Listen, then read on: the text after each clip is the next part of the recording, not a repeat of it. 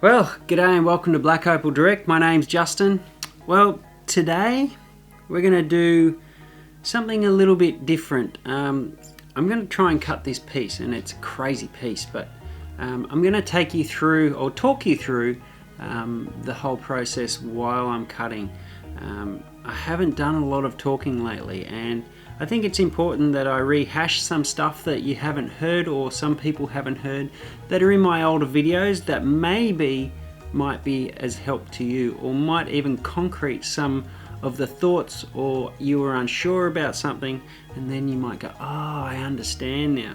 So we're going to work on this piece, and this piece is a knobby opal, but it's a really messed up knobby opal. So what I mean by messed up is it has its white cap on top, and then it has sand spots all through it, and there's no black potch on this whatsoever. So it's going to be a crystal opal, maybe a dark crystal opal, but my challenge really is to try and find where the biggest, nicest area of opal inside this piece, so I can cut a nice stone.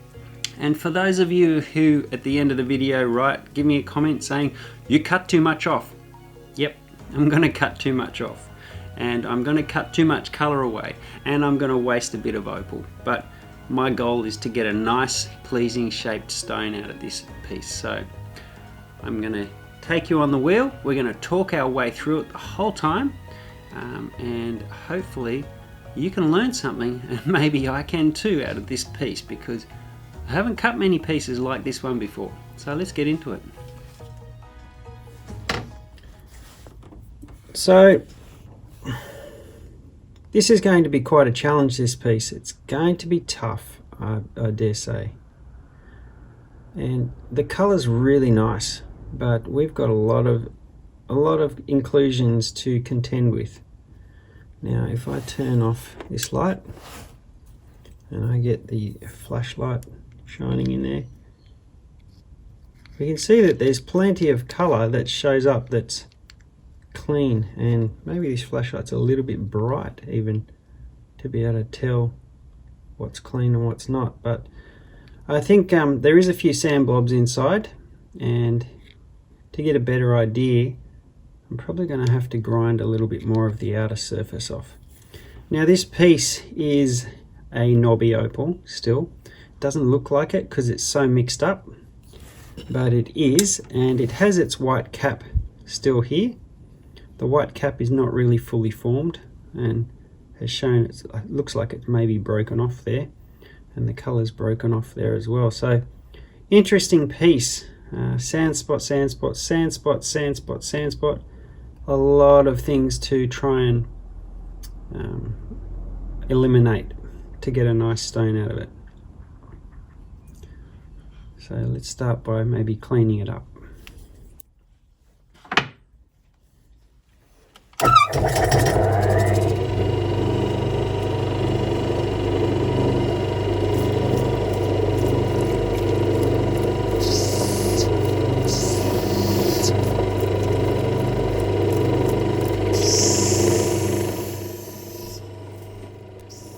As I started grinding this piece, I'm realizing that there's more and more inclusions in this piece than I originally had thought. And I was going to have a battle to be able to get any kind of decent gemstone out of this piece.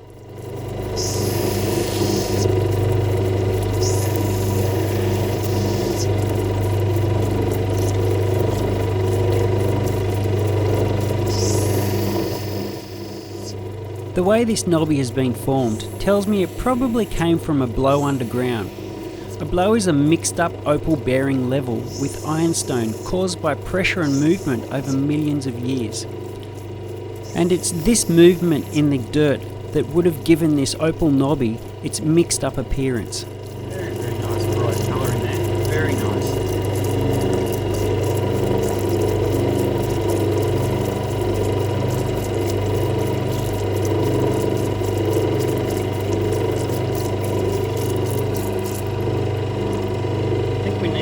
Over to the other wheel.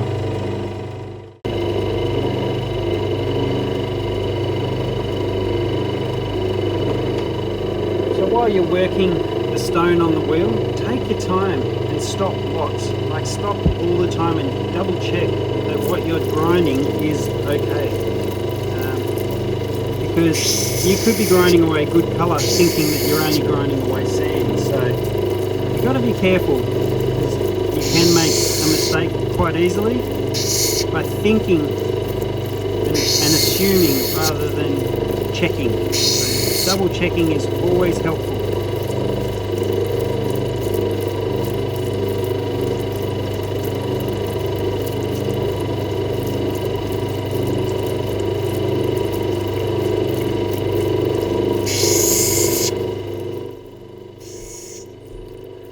While the piece looks like it's cleaning up, the sand inclusions are really protruding quite a long way into this piece, so I am struggling at this point to figure out what I'm going to do with it.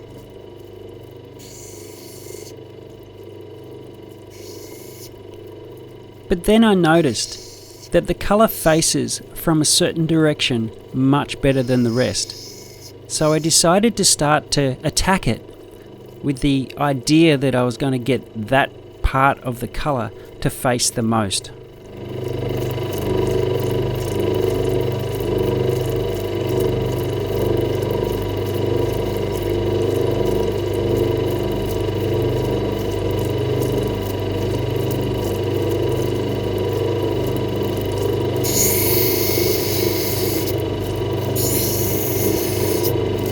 Pretty much where I'm grinding now is lots of sand, and I don't need to keep that sand, so it's something that we can forego. And the sand may go all the way in, you just don't know until we get right in there.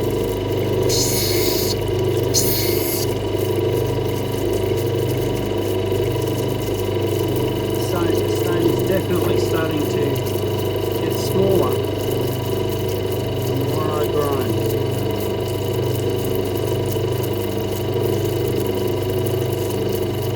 So it's looking to me like the stone is probably going to sit somewhere there, I would say, where the nice colour is.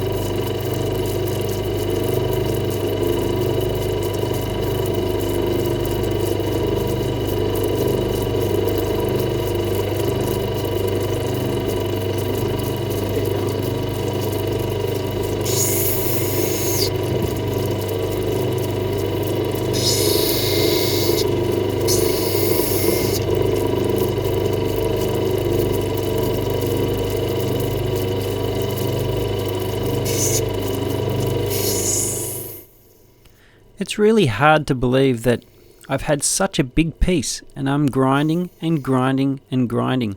And sometimes it feels like you're grinding everything away, and you can't go back, because once it's come off, there's no going back. So here is where I see a little bit of colour showing better than everywhere else. So I've decided I'm going for it. I have to. I can't back out now. I'm making a whole video for you guys, and I don't want it to turn out to nothing. That would be abysmal.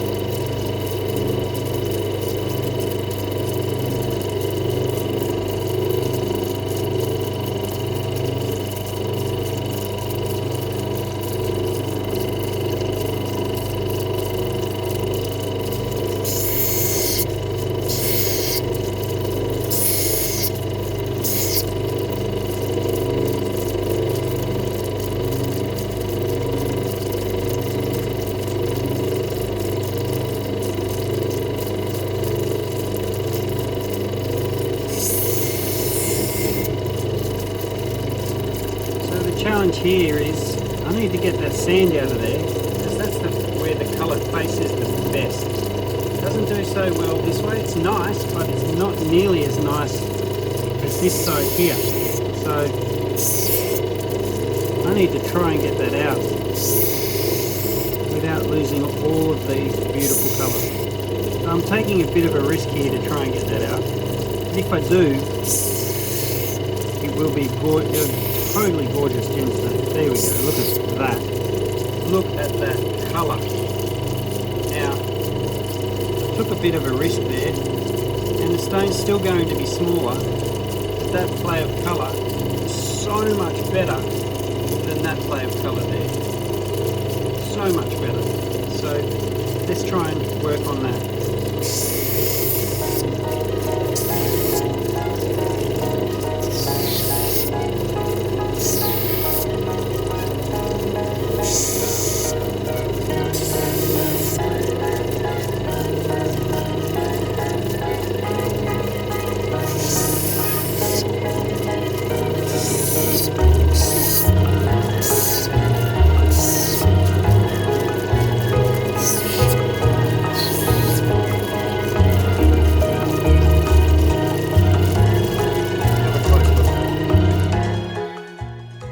In my opinion, this play of colour in the piece, orientated the way I've cut it, has really shown a stronger presence, and I'm very happy to see a gem like this emerge.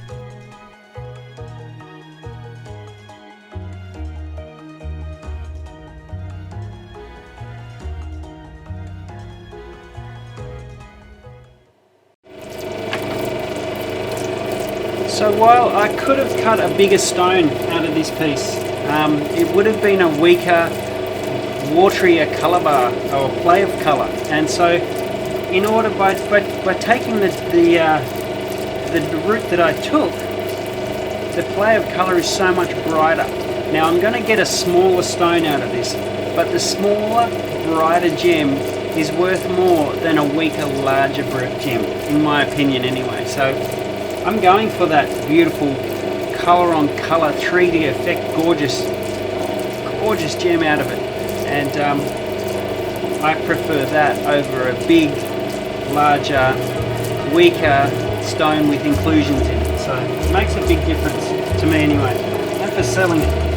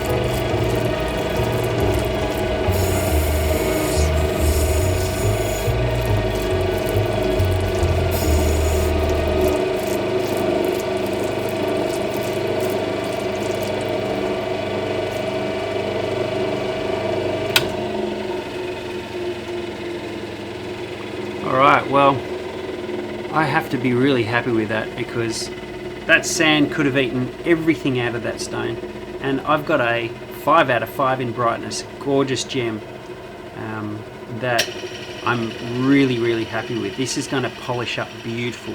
Now there's a few sand spots that are going to stay in the back, just because if I cut them out the stone will get too small, but it doesn't take anything away from the face of the stone where the play of colour is its best. So let's get that on a dop stick, and we can take it from there. And I'll show you a few things on the dop stick. Rightio, so beautiful stone. So a lot of people have been asking me about putting opal in a fire, and they're worried that they're going to break the opal. And I have done this for so many years, really have, putting opal in fire. And so I thought I'd just show you a bit of a test with a piece of opal that's not worth anything, but it's still silica, it's still opal, and it's the same makeup. Let's put it in the fire and let's time it to see how long it takes for that to crack, because it will eventually crack if you leave it in the fire too long. So I'm going to get a piece and we're going to put it in the fire. I've got my piece of potch and we're going to put it in the fire, and let's count to see how long it takes. Let's go. Alright, here we go. 1, 2, 3, 4, 5, 6, 7, 8, 9, 10. Okay, so it started cracking up at about 8, and now it's starting to spit bits of silica everywhere at me. Can you hear those crackles? That's the piece blowing apart. So you can pretty much, if you go 1 to 2 seconds through the flame just to warm it up and wave it over, you're not going to get a break, you're not going to get a crack. But if you leave it in there for, say, let's say 8 to 10 seconds, it's definitely going to break apart the whole thing.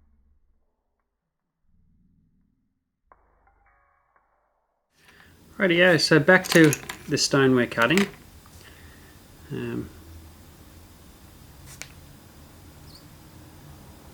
Just always make sure that when you get the wax on the dop stick, you push the wax above the end of the wood, so that if you go above, you've got a lot of wax there that sits.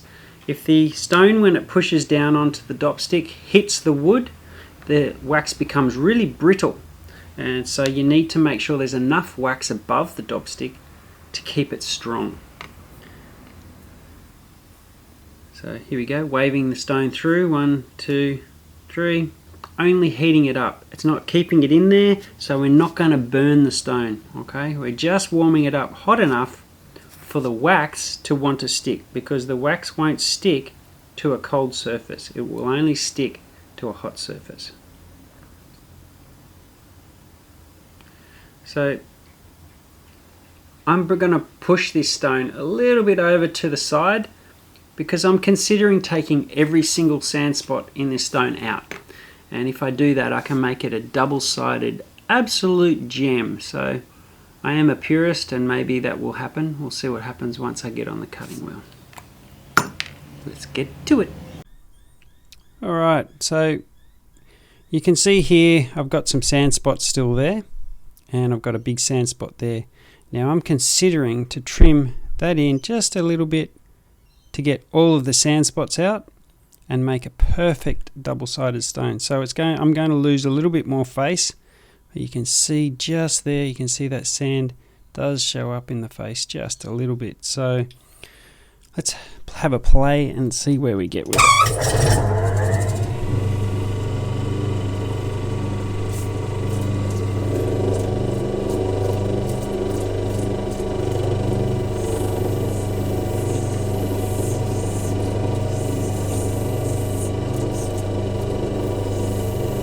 So I'm just shaping at the moment, just trying to see how it's going to look as a nice oval, and whether that sand spot can be taken out. And it does look like I can get it out without losing too much colour.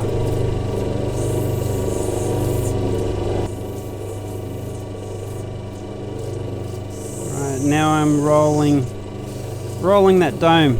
Since we got all the sand spots out of the top, the stones are looking gorgeous.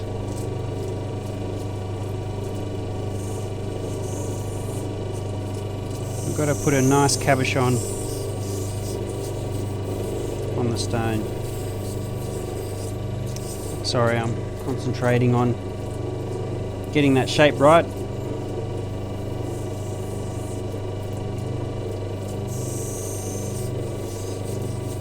And this colour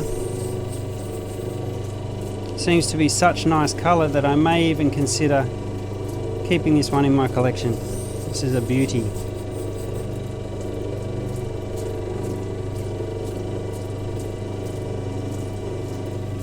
Alright, we're ready for the next wheel. So this is the 600 grit Diamond Nova wheel. It's a soft wheel, so that when you push into it, it does give, so you can get a nice cabochon on the stone. Always work it with water.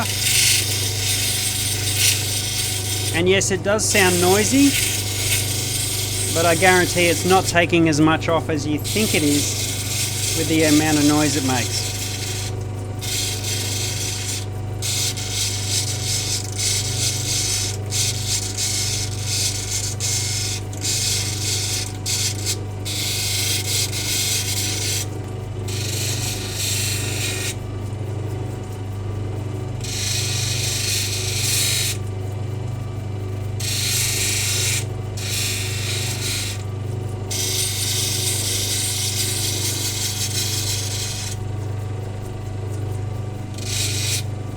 Some people wonder why I go really fast like this, and the reason why I'm going so fast is because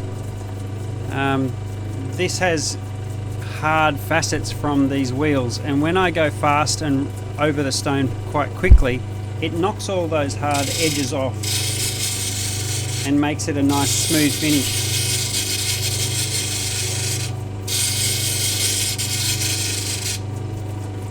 And you got to make sure you hold your tongue right.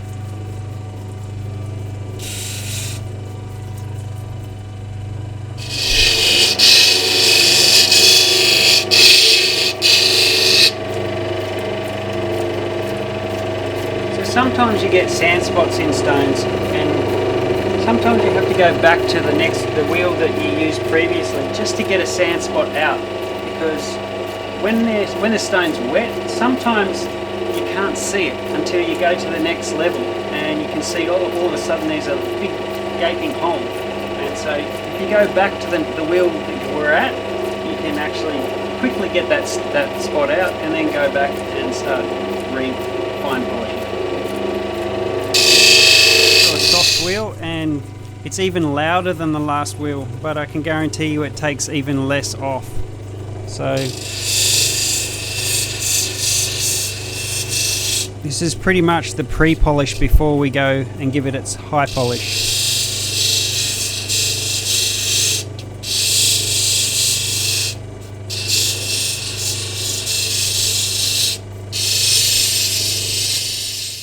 There was a tiny spot of sand left in the face, so I had to go back to the 600 grit wheel just to take it out and reshape it a little bit easier, and then go back to the 1200 grit.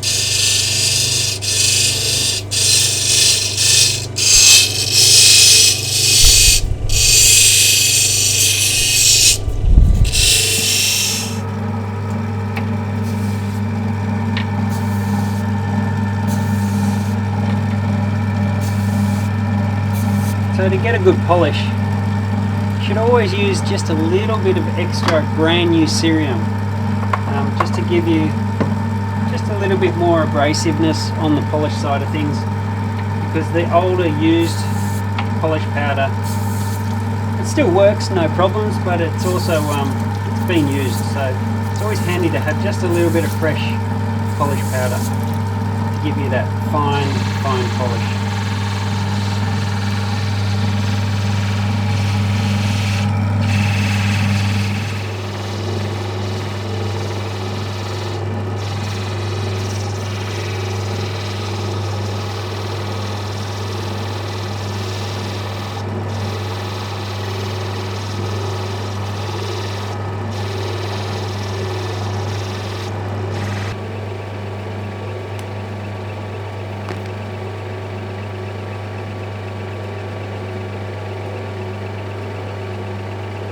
So what I'm doing is I am putting the stone, I'm turning it around so that I'm sticking the stick onto the polished side so that I can polish the back, because this one warrants a double-sided stone. So hopefully I can get all of the sand out of the back and we can get a nice double-sided. Let's hope. Alright, so you can see the stone is now stuck on the polished side, and I'm going to try and get those sand spots out. It doesn't look like it's going to be good because that sand spot there might take too much off the stone before I get it nice and even.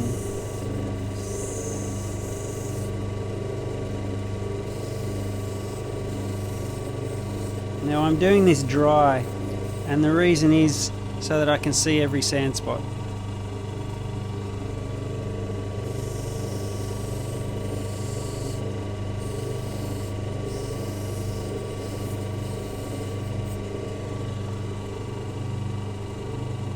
See, I've still got sand spots there, and they have to come out.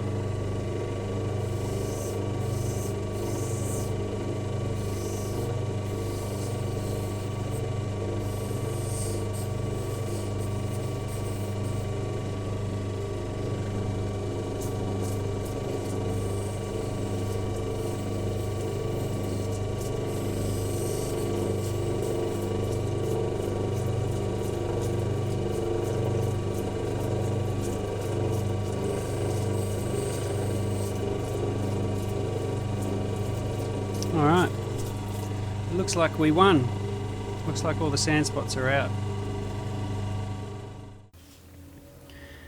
So now I've finished this beautiful, beautiful gem, and I'm really happy with it. It's double-sided with 3D color on color, and its brightness is 5. It's only 1.88, and yes, it came from a 35-40 carat piece of knobby opal all the way down to one tiny little gem. Now I could have cut a larger stone out of that if I chose a face that was bigger. But it's hard to explain, but when I was starting to grind into it, you could see that some faces were not showing the play of color as bright as the angle that I chose.